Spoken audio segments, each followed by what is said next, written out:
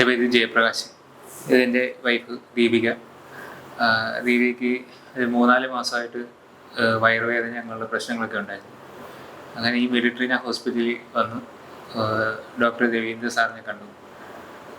അപ്പം പൈലോപ്ലാസ്റ്റി എന്ന് പറയുന്ന സർജറി ചെയ്യണമെന്ന് ഡോക്ടർ നിർദ്ദേശിക്കുകയും കഴിഞ്ഞ 2 ആഴ്ചയ്ക്ക് മുമ്പ് ആ സർജറി ചെയ്യുകയും ചെയ്തു. ഇപ്പോൾ വൈഫിന് നല്ല ആശ്വാസമുണ്ട്. രോഗം പൂർണ്ണമായിട്ട് ഭേദമായിട്ടുണ്ട്.